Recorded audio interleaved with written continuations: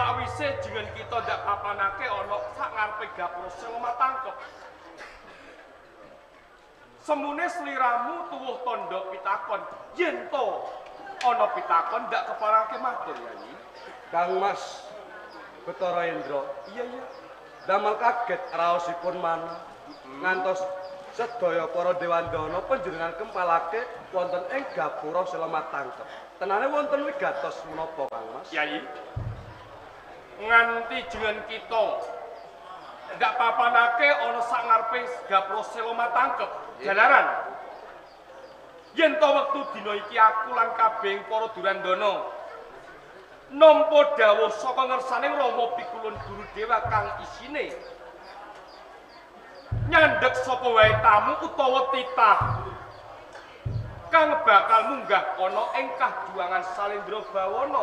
Mula kang saka kuwi yen ing mangkene sawijining titah kang bakal munggah ing kajuangan Salendra Bawana, Purba lan Wasesa ndak borongake kelawan sira Kados ngaten ngesaken dawuh.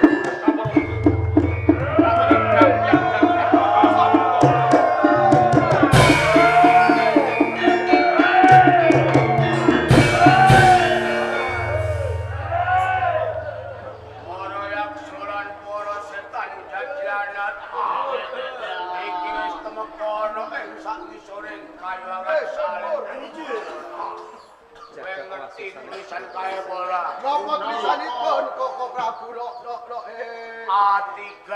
Apa ini-pun? Ora usah. Aku ndak jamu Kang Harno.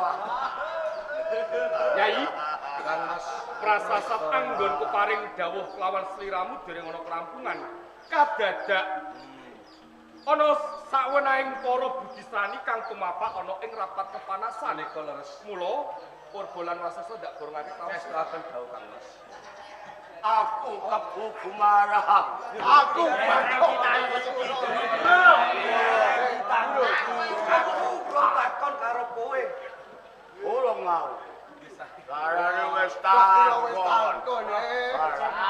Mergo aku guguk ada saka ing kraton Sendanggaya arep munggah ing kayuangan Salendra Bawana. Kok aku bolak-balik dhuwur jebule ya. wah.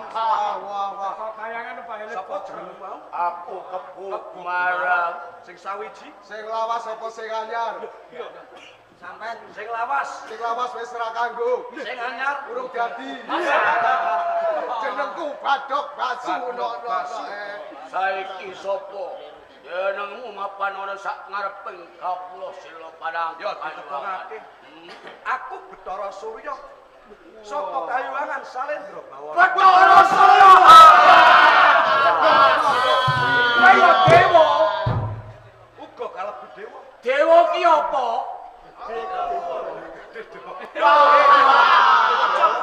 Tak kira dewa kuwi gedhe dawa no. Lah kowe sapa jenengmu? Iya diwangi. Aku Pikulun Endra ugi kalebu peranganing Jawata kang mapan ing Peranganing para dewa. Kaya kadang Durandana sing padha nderekake. Bathara Surya lan kowe Bathara Indra. Kepiye? Aku kebu Kumara. Gumara lan Badhok Basu. Banjur mengku kawigaten apa sak temah. Jengen kita nganti peranganing para budisani tumapak ana sak ngarepe gapura Seloma tangkep. Arep munggah ing kayuangan Salendra Bawana. Kepengin munggah ana ing kajuangan Ketemu karo Salendra Pikulun Bawana. Guru Dewa. Sing isine pisan gawe ya lah. Asisan gawe Koko Prabu. Nakotang mawon Koko Prabu. Aku tirangisan Kang Mas Sapi Kumarang sing dilengkepen garwa Betari Sri ing kayuangan Salendra Bawana. Yai, Kang Mas, sliramu emot pitungkase Rama Pikulun Guru Dewa. Coba wangsula. Nang kowe ngrewang sulamu kayuangan tak tutup, tak tupak. Buka dhewe. Kuncine tak jalane nggonmu cedhak. Ana ing ngrepat kepanasan mung kowe kepengin munggah ana ing kayangan Salendra. Bener. Nanging Rama Pikulun lagi wae ora nampa tamu. Apa sebabe aku uga titahing para Pikulun Guru Dewa. Sebabe Rama Prabu iki wae lagi semedi ana ing panimpen mula kowe bali yo ana ing Sendanggayam. Aja mok bacotke anggonmu kepen munggah ana ing kaya Ati padha basu. Piye Koko Prabu? Ora ketang aku bisa numpuk. Ngene wae. Piye Koko Prabu? Entuk munggaling kayuangan, ora entuk dipaksa. kayangan.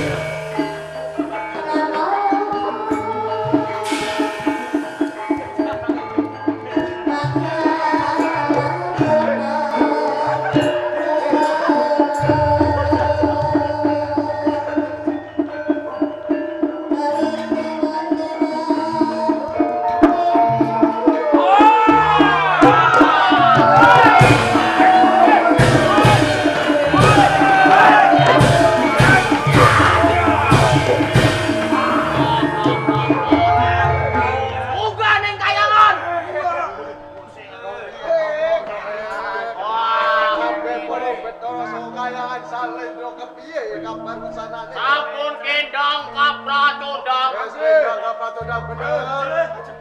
Ora usah dadak bali sendal gayam gede tekadku kepengin lamar Dewi Sri. Saiki ayo ajoke munggah ring kayam. Ayo ajoke.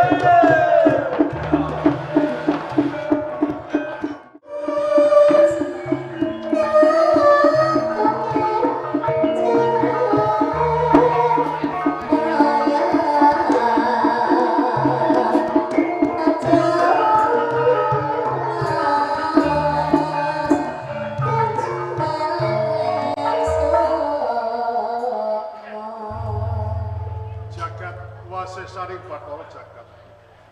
Wong wilahing skaring bawana langkung. Putra ulun Bathara Sabda katimbalan Rama Pikulun. Rumangsa ulun duweni rasa tandha takon.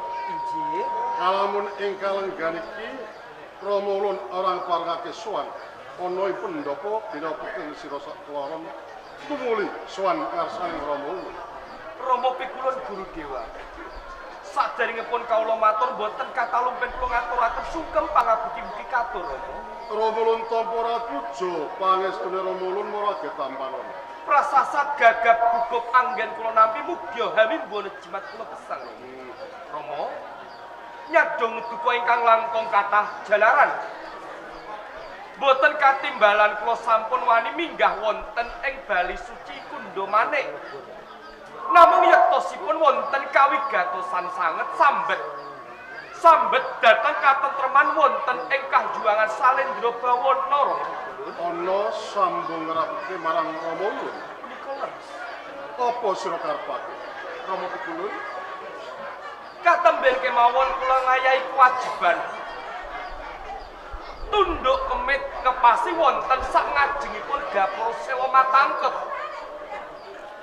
Nanging boten ngertos sangkan paraning dumados wonten sowanipun para titah ingkang awujud budi srani Rama Pikulun. Ana sawereng titah Injih kawujudan putri srani. leres.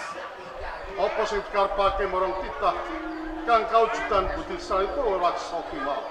Titah kala wau ingkang nami Kebo Gumarang mewah badhok basu saking areraton Sendang Gayam Rama Pikulun. Pikajenganipun ngantos tumapak wonten sak ngajengipun gapura Misala Mata Jalaran. Piyambakipun kepengin pinanggih wonten ngersa Rama Pikulun Guru Dewa. Apa bener Surya? Rama Pikulun.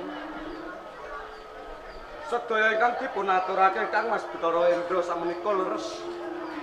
Lan boten sisih wonten salah satunggaling Kebo Gumarang ingkang badhe minggah wonten ing kayuangan Salendra Bawana Rama Pikulun. Nanging nalika semana Rama ulun ora ngeparengake marang sasuba kalbu titah kumawani munggah ana ing kayuangan Salendra Bawana. Apa ora pambeng? Rama Pikulun boten kirang-kirang anggen kula budidaya ngemotke tumindak mewah pakartinipun Kebo Gumarang mewah badhok basu. Nanging piyambakipun tetep maguguk makuta waton. Sak temah kula pambeng wusana ndadosaken pasulayan Rama Pikulun. Banjur Campuing pasulayan antawisipun para budi srani ngadepi peranganing para Durandana sedaya para Durandana samiya kaseser ing pangayudan Rama Pikulun.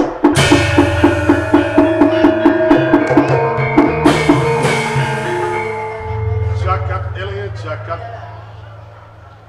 kabeh lakon ing kayang Salendra Bawana kang dituwake marang Prayaksa kang rusak ana ing kayang Salendra Bawana ngepengenake munggah ana ing bali suci tanpa kolar keswara mulun orang parengake marang sosok wae nek ana sawening titah kameksa bakal munggah ana ing kayang Salendra Bawana kejawi saking menika Rama Pikulun ngaturi kaweningan yen to wedal sapunika Kebo Gumarang mewah badhok basu badhe ngrangset ninggal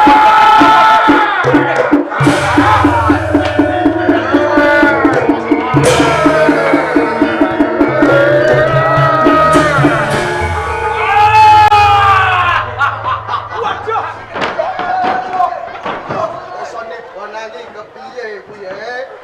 Ya kayangan iki pancen dhuwur, angel banter sing alon-alon. Gak parengku Kang Prayoga. Atur nuwun, Pikulun. Kita ulun Kawuh pandika, Pikul. sapa sing dadi arane? Kula Sapi Gumarang. Sapi Kumarang. Leres Kang Raton ana ing Sendang Gayam. pangestunipun pancen kasunyatan kula nalendring Sendang Gayam. Kang sawiji sapa kae? Kula Kebo Gumarang. Sapi Kumarang. Apa sekeluarga? Menika adhi kula, Kang Pikulun. sawiji kae? Hei, Kita kula koni pikulun jeh kula pikulun. Sapa jenenge? Kula Badong Basu pikulun. Batok Basu. Sapi Kumarang, Kebo Sakit Kumarang, bantri lan angin, Batok Bapak. Basu. Leres, Pikulun. Apa bener miturut aturing putra ulun Bathara Indra lan Surya yen Kang sira bakal tinemu marang Rama ulun. Pancen kasinggihan. Kula kepengin sangat pinanggih kalih Pikulun Guru Tio. Apa sing sira karepake? Nuwun sewu, Pikulun. Tanahipun gen kula karaya-raya minggah wonten ing kayangan Salendra Bawana. Tanahipun badhe nglamar dhateng Bathari Sri minangka jatu krama ing Sendang Gayam, Pikulun.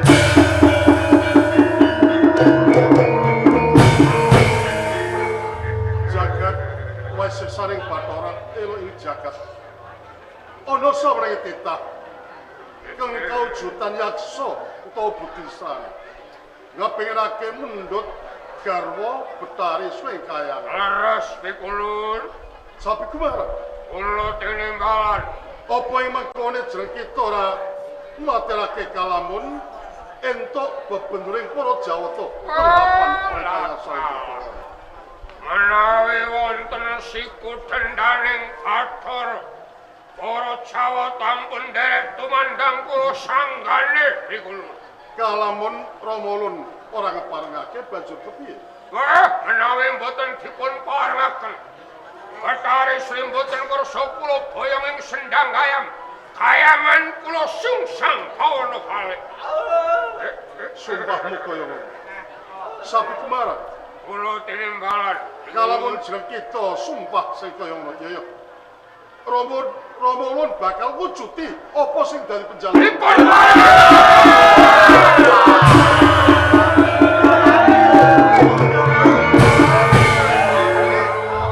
Sang sabar ya.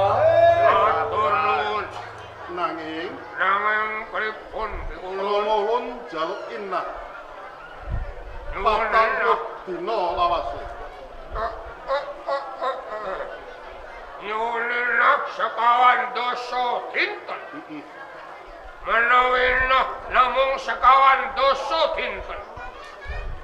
Kula wangsul wonten ing Sendang Gayam. Tameh ngangge gendong lamun menawi kula wangsul wonten ing kayangan. Pilo, Pikulun.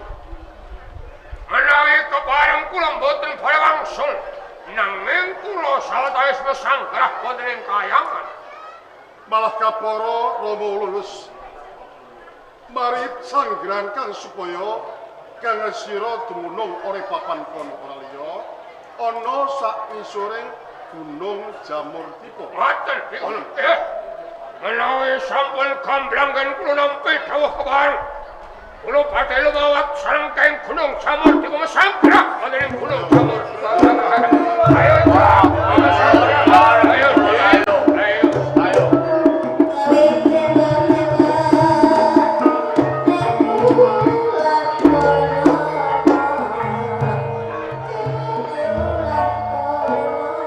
Eren Bathara Sabda katimbalan Rama. sajake Ramulun nggone peparing ngrestoni marang Sapi Gumarang dadak pasuryan sundrut ana wigati apa. Rama Pikul. Sak sampun panjenengan mundhut inah sekawan dosa dinten dhateng Sapi Gumarang mewah Kebo Gumarang. Kula nguwatosaken Rama Pikulun Bab perkara apa ya?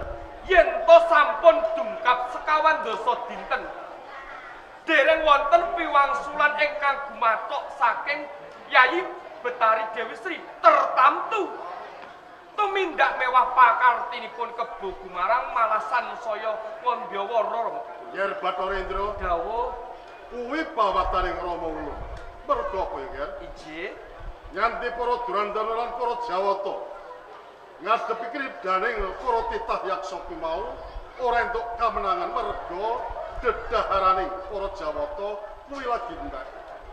Mula kanthi kuwi, Ger. Injih. Ing titkalan gareng sira sak loro ndak tundung supaya mapan ana ing taman kawidodaren mutusa supaya yasa bubur abang putih kanggo dedaharaning para Jawata ing mengkono bisa pulih tadik dayaring para Jawata kang mapan ana kaya Salendra Bawana. Rama Pikulun, yen to kersa panjenengan kados mekaten wedal sapunika kula nyuwun pamit namung nyuwun pangestunipun Rama Pikulun. Kula nyuwun pamit. Kabeh para Durandana cukup-cukup.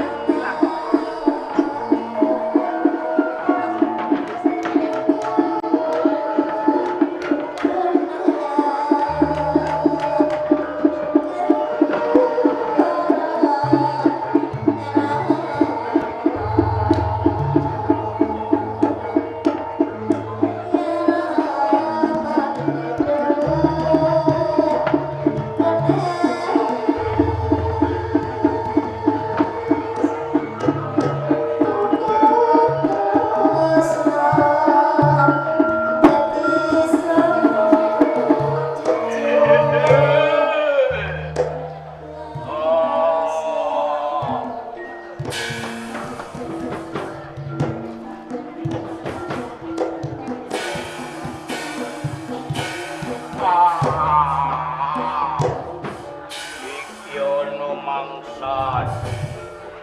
Ora bang sikap mangsane.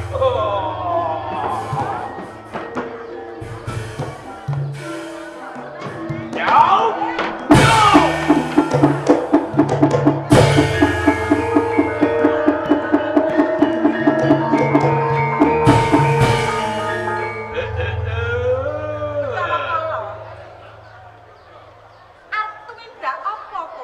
Aku arep mangsa bubur abang putih minangka dadi tadah kala mangsane Bathara Kala. Bathara Kala. Ya. Mangerti ya. Yen bubur abang putih ngono kuwi ora tadah kala mangsamu.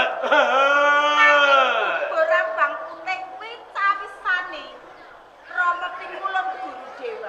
Sadurunge aku mangsuli tenane kowe sapa Betari? Bathara Kala. Pancen durung mangerteni marang aku. Pancen. Aku Betari Suryawati. Betari Suryawati. Kuwi bener Bathara Kala. Mongko wetengku luwih. Aku bisa bali otot bayuku yen aku dahar bubur abang putih kene nak iki dudu darbekku Suryawati. Pancen Bathara Kala. Ngarep pawakrak wis kandha kelawan kowe.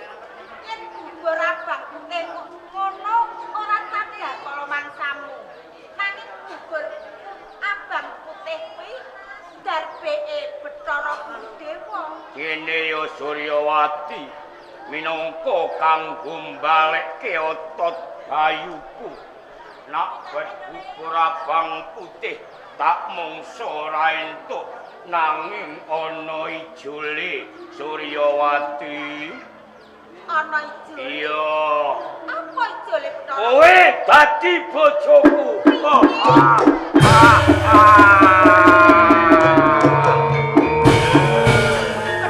Ilem yo. Tembung wajo saya nglantung. Dene yen kowe ora bisa tadah kala mangsa bubur abang putih. Kok malah kowe njaluk ijole aku. Pancen kaya ngono Betari Suryawati. Nanging ora bisa. karo Bathara Kala. Bapak pisan aku wis duweni rasa welas marang kowe Bathara Kala. Suryawati, aku lekulo. Nak aku ora mungsuh gugur abang putih. Mergo karpeke guru dewa. Mung jalukku kowe gelem dadi bojone Bathara Kala. Bathara Kala. Apa? Iya. Jeneng wong bojoan iki mung kudu padha tresnan. Nanging Bathari Suryawati wis kaya rasa rasa tresno karo kowe.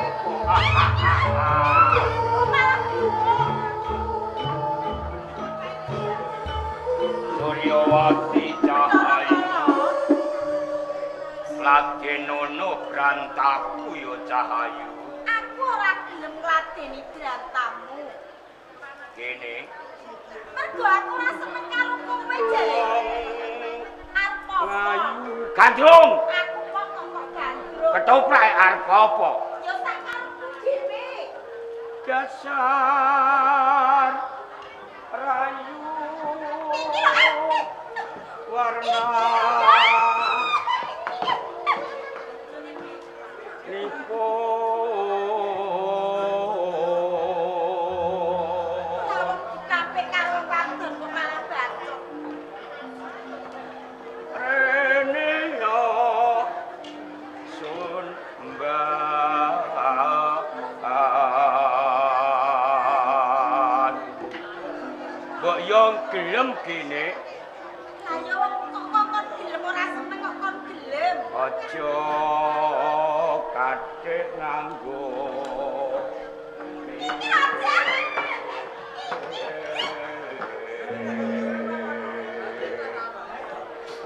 tak rengeng-rengeng kok ya moh Lah wong ora seneng. kene wong ayu sun kondong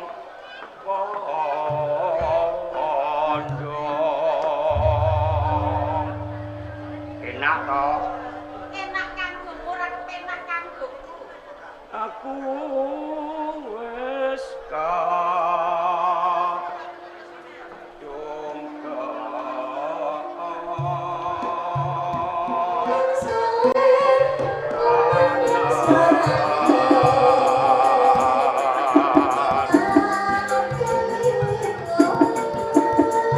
Iki lho aku.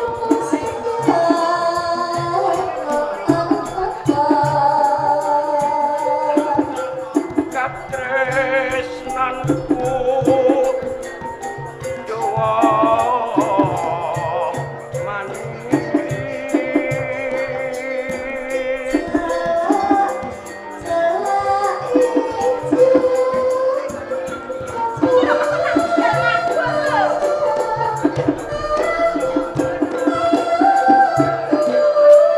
Bathara Kala.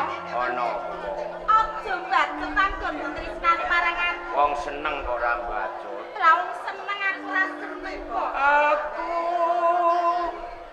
wis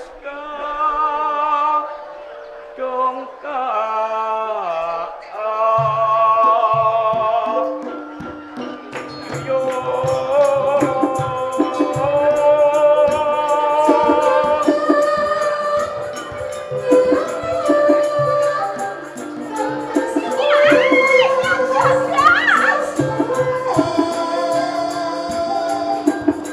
jonggonya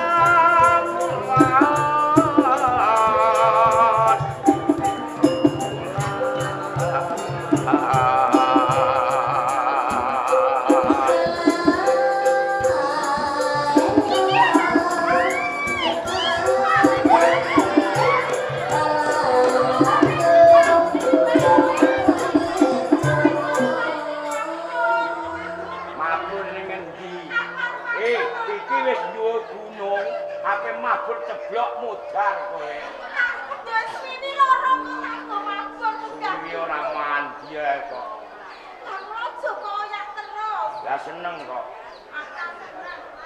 untuk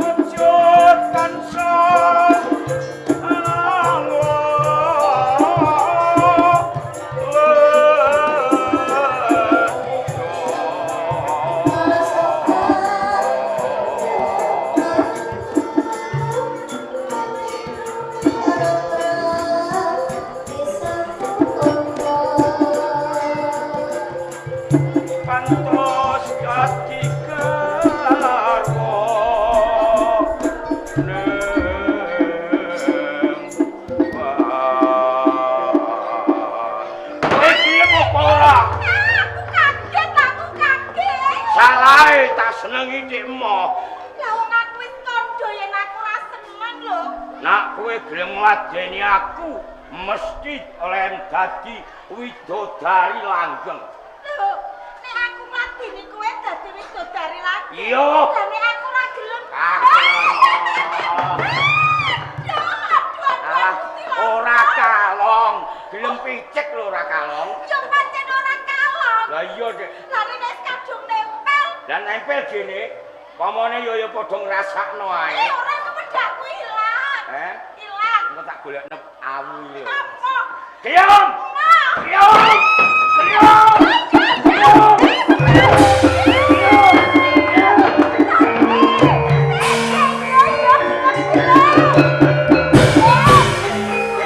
Angger kowe ora muni gelem, kocar kacir yo lah. Ya gelem. Cilaka, Bu. Muni gelem. Aduh, ngapal kabeh. Modar yo lah. Dadi garwane. Wis tolong ana Bu rewak kono aku. Kadon terus. Lah piye iki nanti? Oh, ngerti gak iki nabi? Aku buta tapi roh iku enak aku. Sampean ngerti? Dhisik sampean kandhane enak saiki mesti ora roh. Kok ora roh? Ora roh rasane. Sebabe apa? Mergo ora gelem ora duwe. Hari kowe ora salat. Kowe gelem ora? Kowe gelem ora? Kowe gelem? Kowe gelem? Kowe gelem? Kowe gelem? Kowe gelem? Lha wong siyo kok ijek kok kon gelem? Ya ora ndang ngene le. Iya. Ya iya kok angel. Betara kala. Aku kesel aku. Ayo salahe meksa kok. Ora perkara mesane. Iya. Weh! Ora perkara iki. Lah perkara ndi? Munggah kono malah dhuwur ra karuan. Salahe aku ora wani gowo. Aku wani ku gowo uduk. Gelem? Ya aku gelem. Nah ora gelem tak perkosa. Aja. Urung. Sekarat urung kok. Mesti. Semok dene ndi iki? Iki lho loro. Tak otake. Kok nek aku kok takut nganggo untumu sing loro kuwi lak bolong. Suryawati, Betara kala. aku njaluk wangsulamu. Gelem apa gelem? Gelem. Apa gelem? Lho, kowe jeneng ora pilihan. Lah iya kowe kudu gelem. Kowe gelem ora? Ya aku gelem, aku gelem. Lah iya kok angel ora karuan. Nanging ngerti ya Betara kala. Apa? Jeneng wanita nek arep dipundhut garwa ora kudu duweni panyuwun. Kowe njaluk apa? Aku ora njaluk Mas Pitis Raja Brata. Apa sing mok jaluk? Sing tak jaluk yen pancen kowe seneng karo Betari Suryawati. Aku yasake sumur sing jerone 7 dedek 7 pengawe. Sumur? Heeh. Ora njaluk ning dhuwur Gunung Tompe ae. Lah nek Gunung Tompe sing pol dhuwur aku ora wani munggah. Nak jaluk amu kuwi tak sagui. Kok saguni?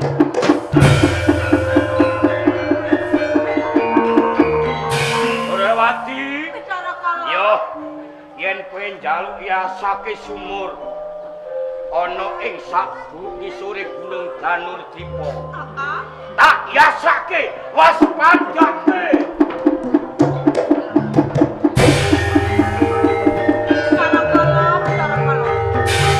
Pancen kanggo nampik sacara alus lawan kowe Betara kala. Pancen aku njaluk supaya kok yasake sumur sing jerone 7 dedek 7 pengawe. Yen pancen mengko sumur wis jero, yen bakal tak taplek watu saka dhuwur Betara kala.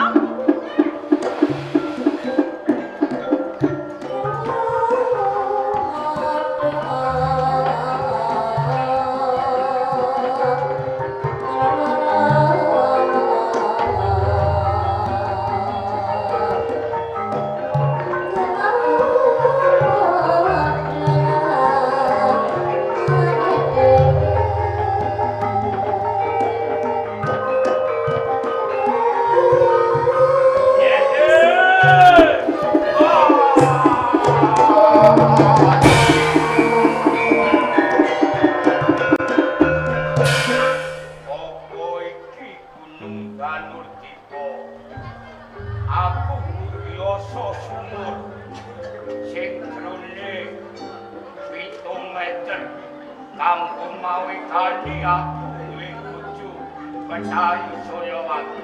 Suryawati tak lakoni.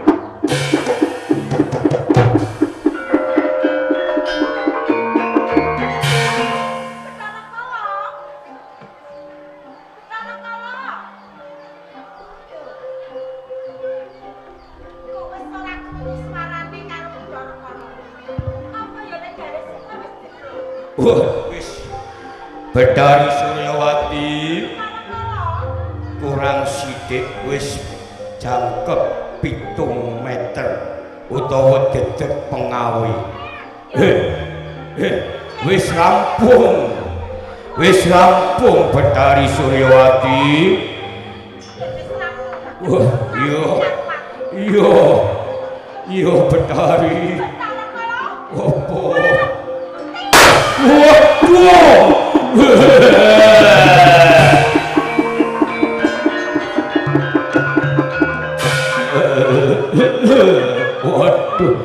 Waduh, mati aku.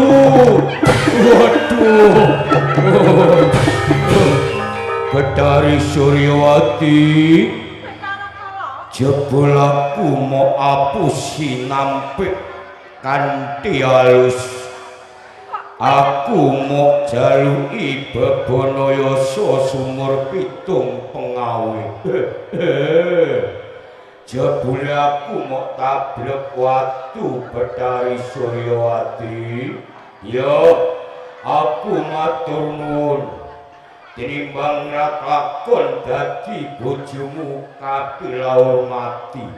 Nanging Suryawati, eling dineling aku kandhake wong Tompe Gunung Sakiwa tengene yo.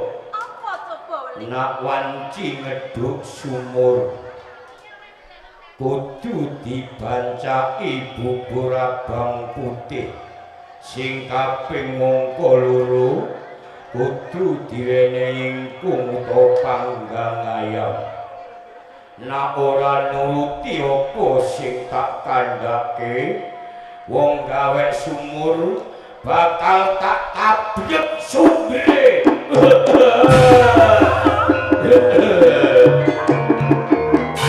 Suryawati, Bathara Kala, nak gelem bancaki bubur abang putih, sumbere bakal tak banterke. Sing kaping pindho kowe mirangke aku, kowe besok bakal kewirangan dadi wujud manusa lumrah.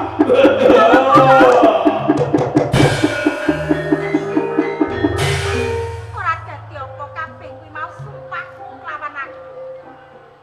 Tak trima Bathara Kala. Ning pelingku kelawan.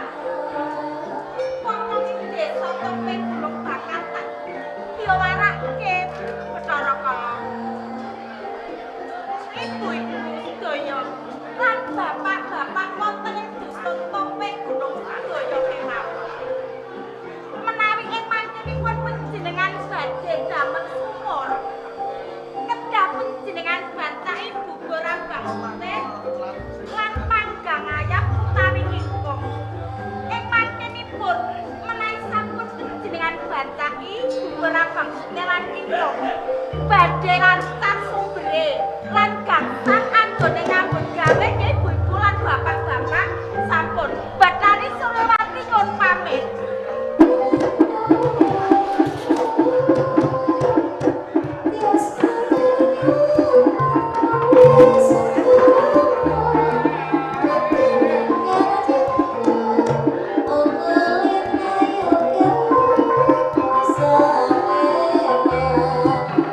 Oh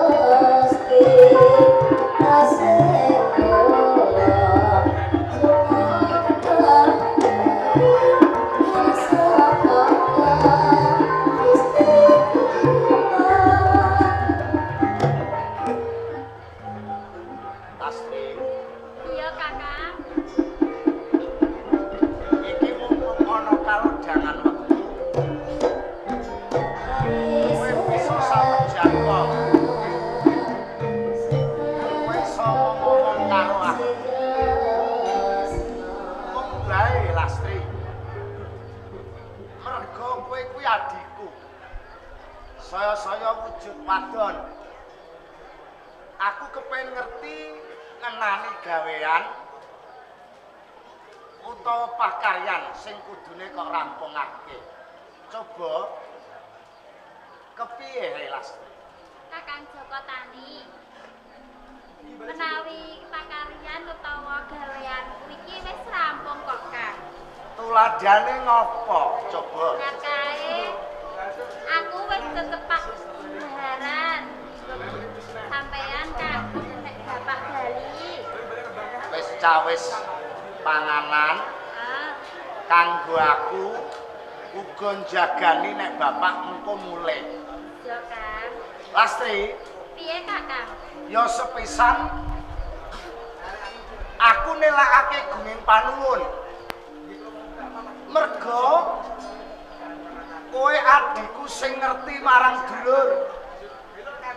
Umpama kok dulur kesel, rampung mbut gawe ning gone Tegal, ning gone sawah Bali, ki wis ana panganan. Yo kuwi pancen kewajibanku to, Kang, dadi adine sampeyan. Iki uang saka gawean utawa kewajiban. Iki aku kepen ngrembug perkara kapribaden. Lastri, Piye, Kang? kowe kuwi lak wis gedhe. Saka panyawangku kowe wis sak umuran nganten. Dadi tegese pantes umpama kowe kuwi omah-omah diwengku dening priya. Nanging Lastri, jerone kowe dadi adikku cilik nganti gedhe. Aku kuwi urung tau weruh. Lastri cilike guyon karo bocah lanang, gedene mlaku bareng. Lastri, Piye, Kang? jane apa durung ana bocah lanang sing dadi sir-siraning ati?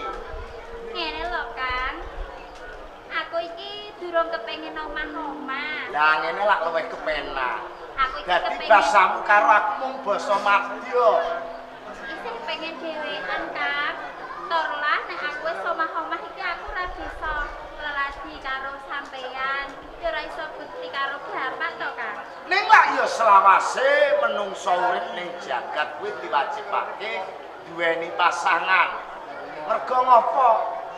Urung tanurunga. Besok kowe karo aku kudu pisah. Wektu kang misahake tuladane nek kowe omah-omah, aku ya omah-omah. Kuwi bener, Kang. Nanging aku iki ngenteni sampeyan dhisik to, Kang. Wong sampeyan iki sing luwih tuwa. Ngopo dadak dingenteni ya? Lah pripun? Mongko karepku ngene. Aku kuwi duwe karep sadurunge aku omah-omah. Kuwi adikku luwih dhisik ben ngrasakno seneng nggone omah-omah. Ora usah dadak kowe ngenteni karo aku. Nek pancen ana bocah lanang sing ngarepno karo kowe, dilakoni ora apa-apa lah. Nanging aku durung duwe kok, Kang. Tenan? Heeh. Ora goroh karo aku. Ora kok, Kang. Ya mergo ngene. Menungso kuwi nek wis gelem goroh, paribasane sepisan goroh, mesti sanggurine uga bakal nglakoni goroh. Mergo golek kapercayan kuwi angel. Dipercaya wong kuwi abot. Mula nek iya ya kandha iya, nek ora ya kandha ora. Jujur marang apa sing dumadi. Iya kok, Kang. Kang? Kejaba iki mau lho, Kang. Bapak kok suwi ora bali-bali lho. Kowe kangen karo bapak. Iya mesti wae kangen lho. Ya ora kowe dhewe. Aku sing mesti uga kangen karo bapak.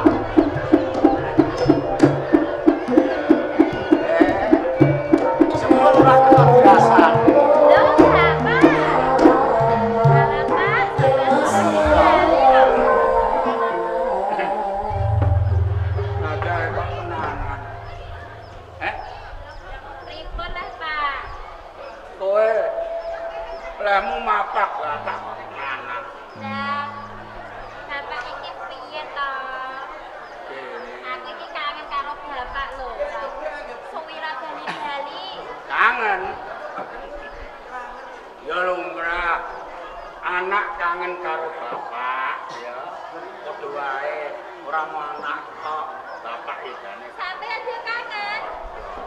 Nggih cethane niki wau lak ngaten. Ya. Ibarate tiyang inang niku dereng abang, tiyang kecoh dereng asat, ngene kula niku ngrasani kalih sampeyan. Rasane ala bapak. Jeneng wong tuwa niku nggih tetep kula rasani sing sae.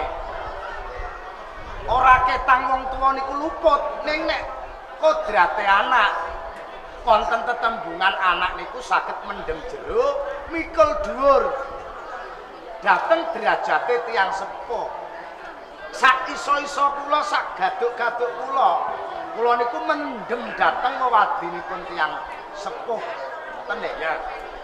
Pancen KPK biyen wis tau tak ulangke, tak omongke. Dadine lamun to sira minangka kanggo paugerane wong urip ora apa-apa. Ngene lho, Le. Apa to sebabe bapak lunga nganti dene 8 dino. Iki lungane bapak iku ora krenceran. Lungane bapake ora mergo cokono, Mas. Ewuh terus lungane ora. Pancen tenane nggonku lunga iki ana perlune. Saben-saben aku dadi paido wong tompe. Ya. Darane sampeyan iki kok dadi wong tuwa apa ora? Ana kanan kaya ngene. Kok ora budidaya ing pamrih ing desa Topeng Gunung iso dadi desa Gemaripah subur makmur ayem tentrem ing kepiye Layak to lah ya. Boten jeneng mokal. Saben pendak kula niku panggih kalih nom-noman tompe ya. Kalih tiang-tiang tompe gunung niku sami tangklet. Takon piye? Joko Tani apa bapakmu wis bali? Kaya-kaya niku pun ngertos nek sampean niku pun boten ning omah ngoten lho. Ya saperangan pancene ana wong sing tak pamiti. Tak pamiti mergo aku arep lunga. Lungaku kepengin golek pisan tengene desa Tompe. Sing pindho ya ben mengko ana wawah. Aku golek papan kang sepi. Ora entuk. Nek utuke gunung. Aku semedi nyang kono. Nggonku semedi iki durung suwe wis ana ilham. Ilham iku tegese ana swara pramuka. Apa itu, Pak? Ngerti ora? Ora ngerti. Wangsit. Wangsit, Pak. Dadi ilham. Dawuh pangandikane wangsit. Desa Tompe Gunung, desa Klaton. Dadi desa Gemaripah. Murah sandang, murah pangan, tentrem ayem. Wonge do seger waras. Besok diparingi panjang umur. Lamun ing Tompe Gunung kecondokan Betari Sri.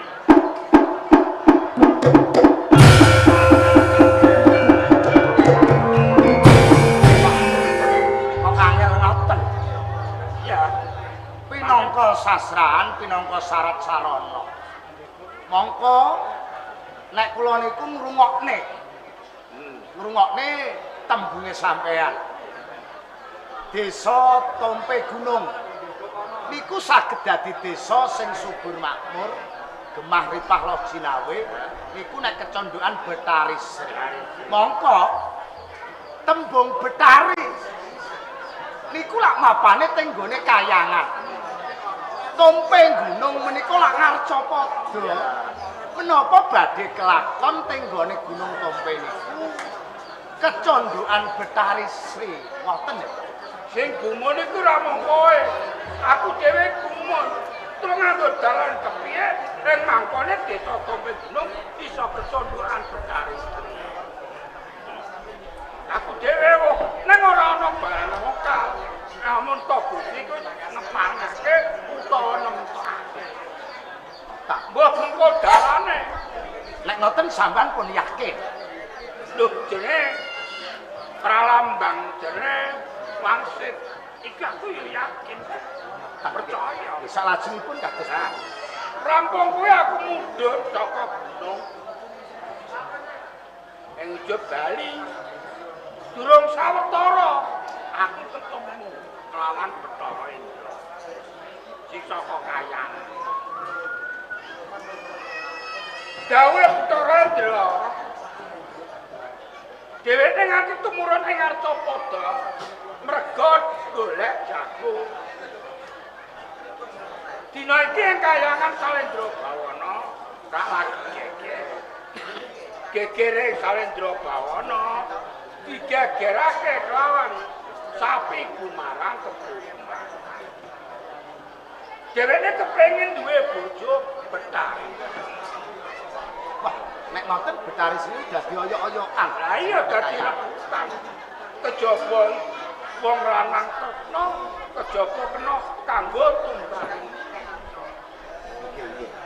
Lah ing kono para dewa padha kendang kapatutah ora kuwawonan tapi Gumarang lan Gumarang. Satemah guru dewa paring dawuh ngongkon mudhun saka ing Kayangan ing Arcapada golek jago. Sapa pawongan, sapa titah gelem dadi jagone dewa besoke ganjarane bakal gedhe. Jaluk apa wae bakal dituruti. Niki kula kok kelingan. Kelingan kalih dongeng wayang. Kok sing sampean nate crita kalih kula. Alap-alapan Dewi Supraba niku kados dongeng sampean iki. Iya. Lah kuwi bareng ngono aku saguh. Aku nyasui. Mergo apa? Aku ki duwe wakil. Lajeng sinten kowe? Lak mesti kula. Lah nek ora wong aku aki kula mesti jenenge wong tuwa apa aku dadi jagone dewa ora lak. Nah, ing kono bareng terus tak jlentrake. Napa kula saged ngawonaken para ratu kala wau. Ngene lamun to kowe wedi tak paringi sanjung. Nggih diparingi piandel. Piandel. Wah nek ngoten malah jebres niki. Tak olehno. Nggih, jebres niki. Ayo tak olehno. Lho kok mboten dipun ginakaken piyambak. Aja bantah. Iki mbok menawa pancen lakone entuke jago kudu saka. Lah sakniki pusakane teng pundi?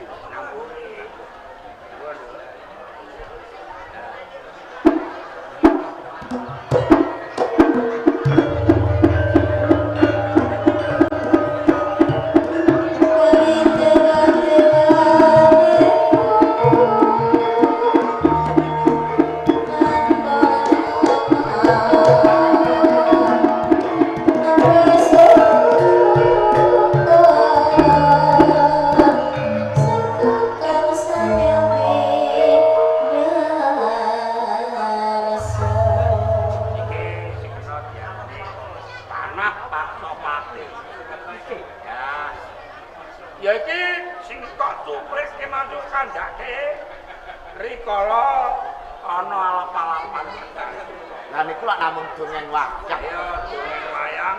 Rikala ngono direbut dening Prabu Bandowalika saka tawang gantungan. Ora karek Kayangan, Bathara Bayu tumurun entuk jago panengah Pandhawa ya Raden Hasna. satriya Mantara iki diparingi panah paksa. Mbok menawa kowe nulat lawan Latin, lanang-lanang jagat. Nggih, ngaten. Ya, Nek perkara niku kula mboten mikir. Mong sing baken. Kula niku kepengin nek desa Gunung Tompe niku dadi desa sing gemah ripah lojinawe, subur makmur. Kula badhe budidaya. Kok menawi kemawon kanthi panah paksopati menika kula saged manggihaken Dewi Sri ingkang mapan ing kayang. ya muga-muga karepmu dijabahi Gusti Kang Murgen. Lajeng benjang menapa kula kedah ninggalake omah. Besok menteni apa saiki? Omah. Ora ketang tolong lintang. Mbok menawa ndelok aku mangkone iso kelakon. Astri. Kowe lak yo krungu dhewe. Apa sing dikandhakake bapak karo aku? Semono uga ora ketang kepiye. Mergo kowe adikku. Aku njaluk dongamu. Metuku saka omah nganti sak baliku ning omah. Kuwi tansah pinayungan marang kanugrahaning Gusti. Ora mangke alangan siji apa bae. Muga-muga engkal nemokake apa sing ditejo ana ing desa Tompe. Kakang Joko Tani, hati-hati lho Kang. Muga-muga bisa gawe tentreme wong desa Gunung Tompe. Aku nek eling kowe kok aras-aras ninggal omah. Ya mergo adikku kewat iki. Dewa tak kaya Ora usah khawatir, Kang. Iya, Mas.